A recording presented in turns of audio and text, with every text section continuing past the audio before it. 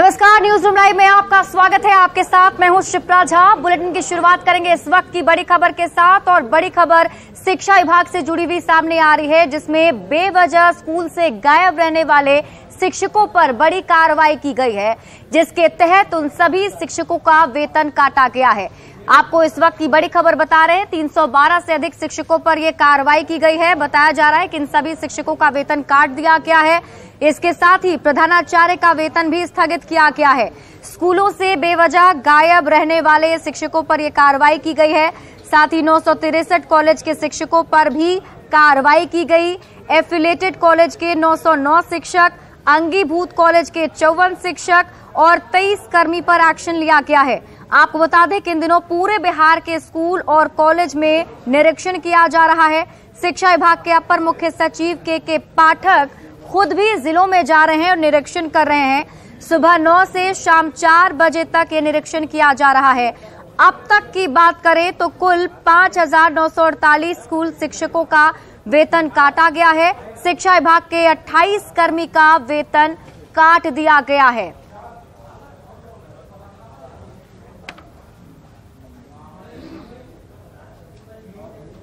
और अगली खबर बेगूसराय से है, जहां पर एक लड़की को कीर्तन करने वाले के साथ आपत्तिजनक हालत में भीड़ ने पकड़ा और उसके बाद उन दोनों की पिटाई करनी शुरू कर दी गई।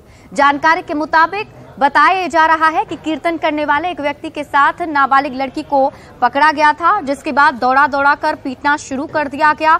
किसी ने इस घटना का वीडियो बनाकर उसे वायरल कर दिया। आरोप है कि हारमोनियम सिखाने के नाम पर वो शख्स नाबालिग लड़की का शोषण कर रहा था। इस मामले में पुलिस ने संज्ञान लिया है। पुलिस ने मामले की जांच के लिए एसआईटी भी गठित कर दी है। साथ ही तेघड़ा डीएसपी को पूरे मामले की जांच का जिम्मा सौंप दिया गया है। फिलहाल पुलिस इस पूरे मामले में पिटाई करने वाले गांव वालों की भी पहचान कर रही है। वहीं लड़की को पुलिस ने हिरासत में ले लिया है, जिसका मेडिकल कराया जा रहा है। तो इस वीडियो को बहुत ही सीरियसली लेते हुए इसकी हमने जांच कराई है। एसटीपीओ टेंगड़ा ने इसकी जांच की है। तो ये जो वीडियो है ये कल रात का है। ये टेंगड़ा थाना में एक गांव है बख्तौल, ये वहां का वीडियो है। इसके पड़ोस की एक लड़की है जिसके साथ इसका प्रेम प्रसंग चल रहा था। कल गांव के लोगों ने इन दोनों को आपत्तिजनक हालत में पा लिया और उनके साथ मारपीट की, अभद्र व्यवहार किया। इस मामले को बहुत ही सीरियसली लेते हुए मैंने इसमें आदेश दिया है टेंगड़ा थाना और महिला थानाध्यक्ष को, और जो इसमें पीड़िता है वो महिला थानाध्यक्ष के साथ में है। इस समय उनका बयान रिकॉर्ड किया जा रहा है, उनका मेडिकल कराया जाएगा और उनका बयान होने के बाद में सुसंगत धाराओं में इसमें हम लोग ने एफआईआर करने का आदेश दे दिया है। वहीं अब वायरल हुए इस वीडियो पर बिहार में सियासत भी शुरू हो चुकी है, जहां एक तरफ बीजेपी की तरफ से ये सवाल पूछा गया है कि क्या राहुल गांधी बेगूसराय का भी दौरा करेंगे, तो वहीं विपक्ष की तरफ से ये जवाब दिया गया है कि ऐसी खबरों पर और ऐसे मामलों पर राजनीति अच्छी बात नहीं है। मुख्यमंत्री श्री नीतीश कुमार जी और बिहार के उप मुख्यमंत्री श्री तेजस्वी यादव जी, जो श्री तेजस्वी यादव जी सीना ठोक के कहते थे कि राहुल गांधी जी मणिपुर चले गए, प्रधानमंत्री जी क्यों नहीं गए। अब बिहार में राहुल गांधी क्यों नहीं आ रहे हैं। बेगूसराय में जो भारतीय जनता पार्टी हमेशा कीचड़ को कीचड़ से धोना चाहती है, अपराध को अपराध करके खत्म करना चाहती है, बलात्कार को बलात्कार से तुलना करके उसको जस्टिफाई करना चाहती है। कभी भी मणिपुर जैसे जघन्य अपराध को किसी भी अपराध से तुलना करके प्रधानमंत्री जी नहीं बच सकते हैं। बेगूसराय से जो घटना निकलकर सामने आ रही है बेहद दुर्भाग्यपूर्ण है, निराशाजनक है। ऐसी घटनाओं का समाज में स्थान नहीं हो सकता है। हम कड़े शब्दों में इसकी निंदा करते हैं। वहां के स्थानीय प्रशासन और पुलिस ने त्वरित कार्रवाई करते हुए एफआईआर दर्ज की, पीड़ित महिला का फर्द बयान दर्ज किया, मेडिकल कराया। जो मुख्य अभियुक्त है उसकी गिरफ्तारी हो चुकी है। अन्य अभियुक्तों की गिरफ्तारी के लिए लगातार छापेमारी हो रही है। यह नीतीश कुमार जी का बिहार है, जहां क्राइम के साथ नो कॉम्प्रोमाइज की नीति है। कोई ऐसी घटना को अंजाम देगा और बच जाएगा, ऐसा संभव नहीं है। बेगूसराय में जो घटना हुई है व्यक्ति विशेष के द्वारा की गई है, जबकि मणिपुर में घटना प्रायोजित हुई है। और प्रायोजित घटना को जिस तरह से दबाने का प्रयास किया गया और दबा भी दिया गया था। 4 मई 2023 की घटना थी और उजागर हुआ 19 जुलाई 2023 को। वो भी वीडियो फुटेज जब सामने आए तब। इस तरह की घटनाओं को बिहार सरकार कभी भी टॉलरेंस नहीं कर सकती है। वहीं पटना में गंगा का जलस्तर लगातार बढ़ता चला जा रहा है, लेकिन लोग अपनी जान को जोखिम में डालकर अभी भी सफर करते हुए नजर आ रहे हैं। गंगा नदी से कुछ ऐसी डरावनी और भयावह तस्वीरें सामने आई हैं जो हादसे को दावत देती हुई नजर आ रही है। ये तस्वीर आपके टीवी स्क्रीन पर हम आपको दिखा रहे हैं। आप देखिए किस तरह एक छोटी सी नाव पर क्षमता से अधिक लोग भारी सामान और बाइक के साथ सफर कर रहे हैं। मौत को दावत दे रही ये तस्वीर काफी डरावनी है। ओवरलोड नाव में बैठे लोगों को अपनी जान की भी चिंता नहीं है। जो लोग तेज धारा और लहरों के बीच मौत को चुनौती दे रहे हैं। एक नाव पर लगभग 100 लोग दिखाई दे रहे हैं। उफनाई गंगा में नाव के खतरनाक परिचालन को लेकर और अधिक जानकारी दे रहे हैं संवाददाता रवि एस नारायण। पटना में गंगा का जलस्तर लगातार बढ़ रहा है और इस बढ़ते जलस्तर में जो तस्वीरें निकलकर सामने आ रही हैं वो डराने वाली हैं। एक तस्वीर जो है वो हम अपने दीघा घाट से हम आपको दिखाते हैं। यहाँ पे दीघा घाट पे जो नावों का जो परिचालन हो रहा है और उसकी जो तस्वीर निकल के सामने आ रही है वो काफी डराने वाली है। और आप जरा देखिए कि एक छोटे से नाव पर 100 से ज्यादा लोग सवार हैं और इस बीच धार में जिस कदर ओवरलोडेड नाव है, जरूरत से ज्यादा संख्या जो है वो उस पर लदे हुए हैं और किस कदर इस लहरों से जूझते हुए नाव जो है वो इस किनारे लगने के लिए आ रही है। और आप अगर देखेंगे तो इस पूरे अगर नाव के परिचालन में वो नाव जो है वो धारा के बीच में जूझते हुए दिखाई पड़ रहा है। कल शाम तक 40.8 मीटर जलस्तर हो गया था, जबकि गांधी घाट पर 45.2 मीटर जलस्तर जो है वो बढ़ा है। हालांकि यह भी खतरे के निशान से नीचे है, लेकिन जिस ढंग से गंगा का जो जलस्तर है वो बढ़ रहा है वो काफी परेशान करने वाला है। और अगर किनारे पे अब ये तस्वीरों को अगर हम आपको दिखाएं कि गंगा के बढ़ते जलस्तर के कारण और खास करके जिस ढंग से यहाँ पे रेन कट लगा है वो काफी बड़ा है।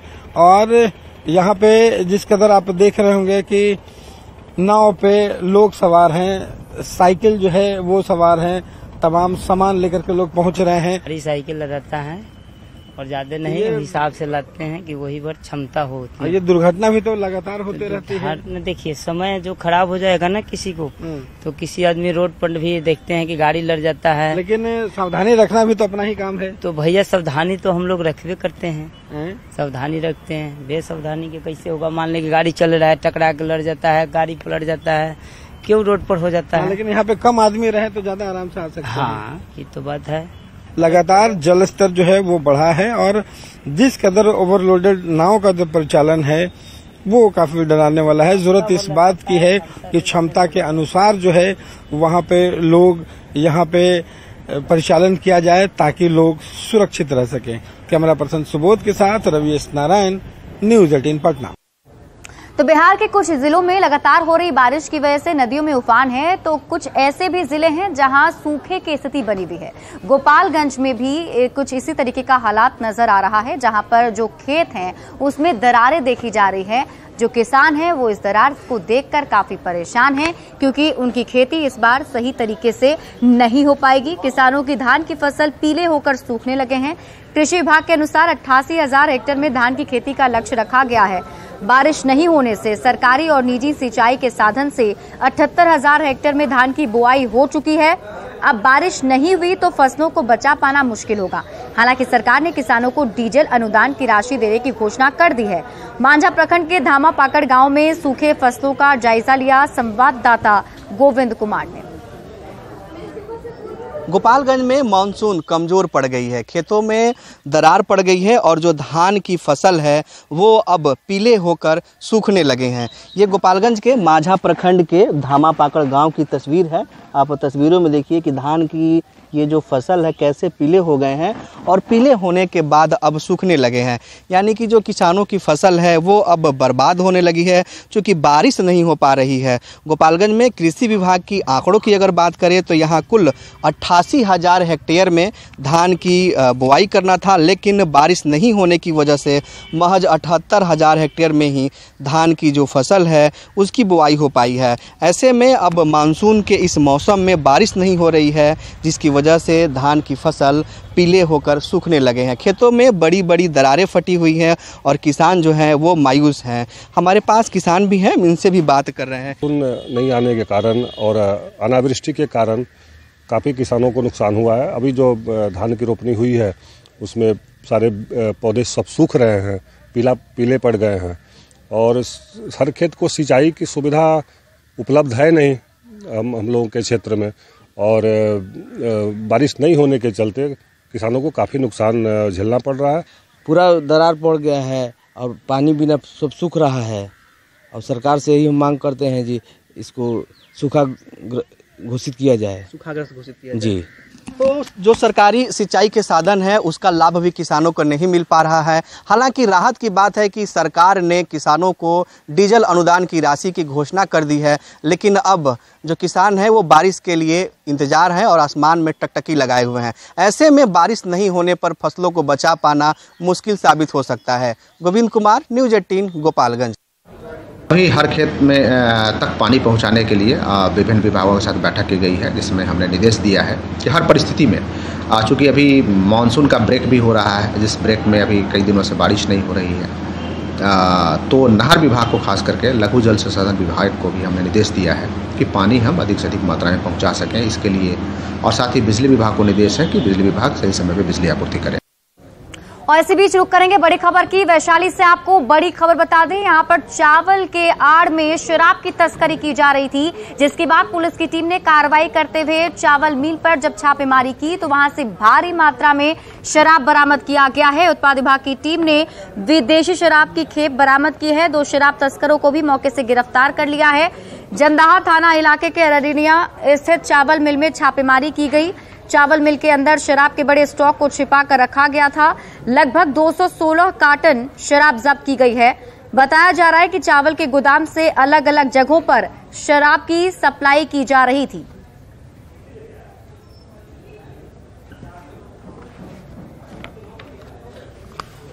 और अब बात करेंगे सुपौल की। सुपौल में कोसी नदी ने एक बार फिर से कहर बरपाना शुरू कर दिया है। जो तटबंध इलाकों में लोग रह रहे थे उन्हें काफी ज्यादा परेशानी का सामना करना पड़ रहा है, क्योंकि कटाव की वजह से जमीन कोसी नदी में विलीन होते चले जा रहे हैं।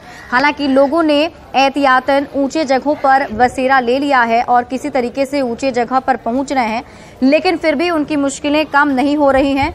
बलवा पंचायत में 100 से अधिक घर कोसी में विलीन हो चुके हैं, तो वहीं किशनपुर प्रखंड के मोजहा में 25 से अधिक घर कटाव की जद में हैं। पीने के पानी से लेकर दवा तक की समस्या उनके सामने खड़ी हो गई है। कम से कम 10,000 आदमी को बहुत परेशानी की रास्ता से हो रहा है। भूरन हुआ, घीवक हुआ और इधर कोसीबेल का बलवा हुआ, इधर ये सिसवा पचकचिया सब इधर गुजारा है। को जाने में कितना परेशानी है, कितना दिक्कत है। जो आदमी पैदल भी नहीं जा सकता है, गाड़ी का तो समस्या छोड़ दीजिए, करीब 15-20 रोज से टूटा है। सबसे बड़ी बात है कि प्रशासन के द्वारा जो कर्मचारी महोदय प्रमुख जी साहब जी बोले हैं, अभी सर्वेक्षण करने से खाली पीड़ित परिवार को कोई लाभ नहीं मिल रहा है। 1 सप्ताह से लगभग जितना घर कटा हुआ, किसी को एक पॉलीथीन तक का सुविधा नहीं दिया गया, न ही किसी को ऊंचे स्थान पर शिफ्ट करने की व्यवस्था सरकार के द्वारा जिला प्रशासन द्वारा किया गया। वहीं मुंगेर में भी गंगा का जलस्तर लगातार बढ़ता चला जा रहा है। हालांकि अभी देखें तो बाढ़ का कोई खतरा वहां नहीं मंडरा रहा है, लेकिन आने वाले दिनों में ऐसी संभावना जताई जा रही है कि अगर बारिश इसी तरीके से होती रही तो गंगा का जलस्तर बढ़ सकता है, जिससे निचले इलाकों में पानी घुस सकता है। जायजा लिया संवाददाता अरुण शर्मा ने। जिले में गंगा के पानी में काफी तेजी दर्ज की गई है। अगर डेटा की बात कहें तो अभी जो है गंगा 35.01 मीटर पे है और प्रत्येक घंटा 1 सेंटीमीटर के हिसाब से जो है गंगा के पानी में इजाफा नोट किया गया है। आप देख सकते हैं कि गंगा का जो तट है वो तट काफी ही पानी में डूब चुका है। तट के लेवल तक जो जमीन है, जो सूखा हुआ जमीन है, उस जमीन के लेवल तक अब गंगा का जो है वो पानी आ गया है। साथ में ही जो दियोया के जो पंचायत थे, उन पंचायतों के ग्रामीण जो है यहाँ नाव से वहां तक जाते हैं। हम उनसे ही जानेंगे कि गंगा की क्या स्थिति है, क्योंकि ये इनका जो डेली का जो है ये आना जाना है। गंगा के की स्थिति है? सर गंगा के पानी जो रफ्तार जिस स्थिति से बढ़ रहा है, अगर सर 1-2 मीटर पानी बढ़ेगा तो निचला इलाका में सीताचर में सर पानी उन्हें हो जाएगा। गांव में कैसा पानी है? गांव में बहुत तेजी से पानी बढ़ रहा है ना। एक सप्ताह को बाद यदि इतना पानी बढ़ेगा तो गांव में पानी हो जाएगा। बहुत मानसिक दिक्कत होगा, आदमी को दिक्कत होगा। एक सप्ताह बाद अगर पानी की यही स्थिति हुई तो एक सप्ताह के बाद जो है गंगा का पानी वो जो गंगा के तट के जो निचले इलाकाओं हैं उन पंचायतों में, उन गांवों में जो पानी जो है घुस जाएगा। उसके बाद जो मवेशी है, मवेशियों को काफ़ी दिक्कत होगी। जो वहाँ के स्थानीय लोग हैं उनको काफ़ी दिक्कत। हालांकि अभी ऐसी कोई बात संभावना नहीं है, लेकिन गंगा की यही स्थिति हुई तो आने वाले दिनों में बाढ़ जैसी स्थिति उत्पन्न हो सकती है। अरुण शर्मा, न्यूज़ 18 मुंगेर। और अब बात करेंगे कटिहार की। कटिहार में भी महानंदा नदी से कटाव होना शुरू हो चुका है, जिससे इलाके के लोग काफी ज्यादा नाराज हैं और नाराजगी जनप्रतिनिधियों के साथ साथ अधिकारियों के लिए भी है, क्योंकि यहां पर अभी तक उनके सुध लेने के लिए कोई भी नहीं पहुंचे हैं।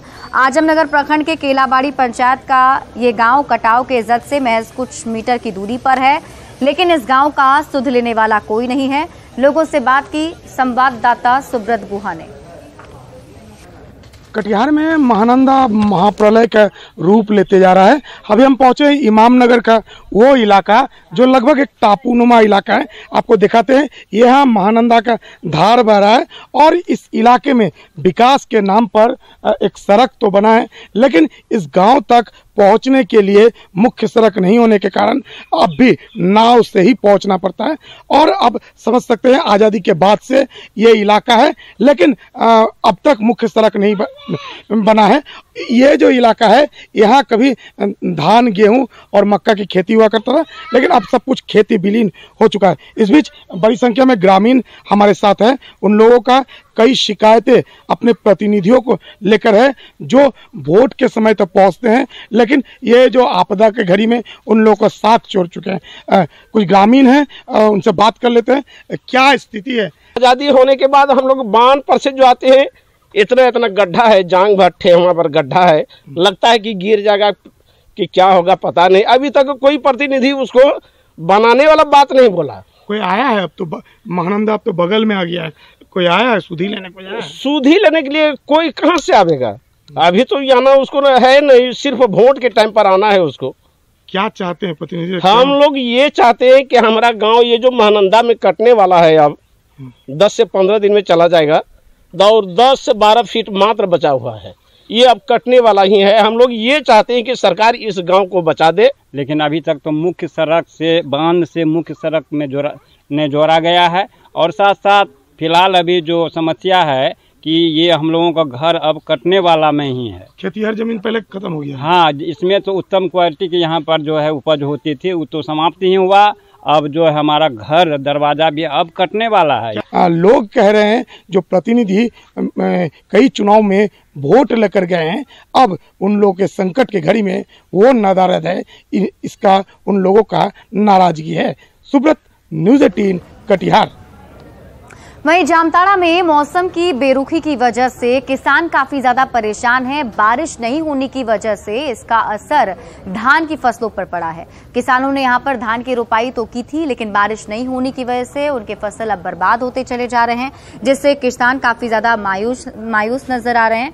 पठारी क्षेत्र होने की वजह से खेतों में पानी की जरूरत बारिश पर ही टिकी है। जिले के लगभग 40% किसानों ने खेतों में धान का बिचड़ा डाला है, लेकिन तपती धूप में उनके बिचड़े बर्बाद होने की कगार पर हैं। ऐसे में किसान परेशान दिख रहे हैं। विधायक डॉक्टर इरफान अंसारी ने सरकार से जामताड़ा को सूखाग्रस्त घोषित करने और किसानों को मुआवजा देने की मांग की है। वहीं कृषि विभाग ने किसानों को मोटे अनाज की खेती पर ध्यान देने की अपील की।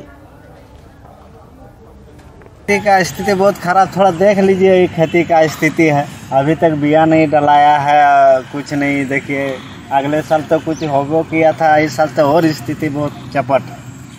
अभी तक हम लोग बिया नहीं डाले। देखिए, जैसे कि तैसे पड़ा है जमीन, इसी तरह खाली पड़ा है। मैं राज्य सरकार से मांग करता हूँ, हमारे जो कृषि मंत्री हैं उनसे मैं मांग करता हूँ कि अविलंब जो है टीम भेजकर सर्वे कराइए और हमारे जामताड़ा विधानसभा को सूखाग्रस्त दीजिए, ताकि और लाभ दीजिए, किसानों को मुआवजा भी से दीजिए, ताकि वो दोबारा अपने पैरों पर खड़ा हो सके। आपके द्वारा ये संदेश पहुंचाना चाहेंगे कि अभी वो वैकल्पिक खेती पे ध्यान दें, जिसमें आपका रागी है, मड़ुआ है, मिलेट है, मोटा अनाज है। इसको जब हम रोपते हैं तो उसमें हमको पानी की भी कम जरूरत होती है, उसमें बीमारी और कीड़े भी कम लगते हैं, वो बहुत हार्डी होता है।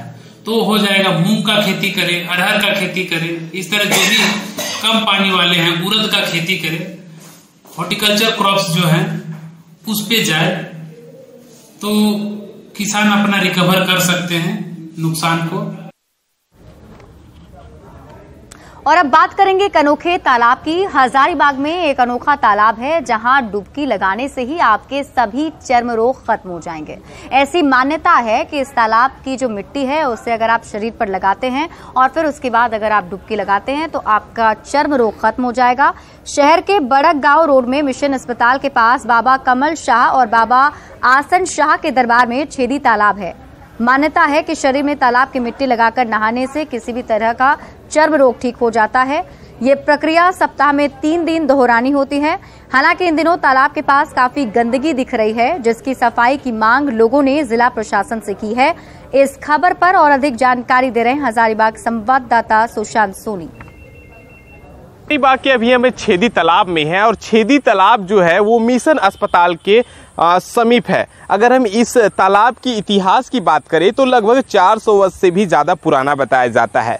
तालाब में लोग इसलिए भी नहाने के लिए पहुंचते हैं, ऐसा मानना है कि यहाँ पर नहाने से लोगों की कई तरह की चमड़ रोग जो होती है वो दूर होती है, कई तरह के स्किन डिजीज जो है वो पूरी तरीके से खत्म हो जाते हैं। लेकिन इस पर हम पूरी यहाँ से स्थानीय से ही हम जानने का कोशिश करेंगे कि और क्या कुछ यहाँ का इतिहास है, आखिर जो तमाम तरह की जो बीमारियाँ होती है वो कैसे दूर होती है, कैसे क्या कुछ होता है। मिट्टी लगा के नहाया जाता है, इसमें थोड़ा गंधक भी पाया जाता है और मिट्टी लगा के नहा के बदन को थोड़ा मिट्टी लगा के सुखाया जाता है और सुखाने के बाद उसको नहाया जाता है। जितना उसका कीड़ा है मिट्टी निकाल देता है। क्या क्या बीमारियां दूर होती है? आप लोग स्थानीय हैं। खुजली, कलकल, दिनाय, नोचनी उचनी जितना बदन का है और कितने सड़ा हुआ भी आए हैं यहाँ पे और उसका ठीक हो गया। कितना दिन नहाना पड़ता है इस पानी में? इसमें नहाने का 3 दिन में। यहाँ बहुत पुराना मज़ार है। यहाँ मम्मी जब छोटे थे तो हम लोग मम्मी पापा लेके आते थे यहाँ पे, और जैसे कि कुछ शरीर में प्रॉब्लम हो गया, दाना हो गया, फुंसी हो गया वगैरह वगैरह, तो यहाँ नहाने से सब सही हो जाता था। और भी बहुत सारे इस तालाब के बारे में हैं। तो यहाँ अक्सर बच्चे लोग या हम लोग बड़े लोग सब आते हैं नहाने के लिए। गर्मियों के दिन में हम अंदीना यहाँ पे आते हैं नहाने के लिए हम लोग। हमने यहाँ पे पहुंचा तो देखा कि कई तरह की यहाँ पे जो आसपास में गंदगियाँ भी फैली है। अगर जिला प्रशासन इस और ध्यान देती है तो कहीं ना कहीं यह तालाब जो है वो स्वच्छ और सुंदर माना जाएगा और जिस तरीके से बीमारियाँ के लिए एक अच्छा जगह माना जा रहा है, नहाने के बाद बीमारियाँ ठीक हो रही है, तो सबसे यह अलग ही एक अनोखी खास बात है। सुशांत सोनी, न्यूज़ 18 हजारीबाग। और फिलहाल इस बुलेटिन में अभी के लिए बस इतना ही। आप देखते रहिए न्यूज़ 18 बिहार झारखंड।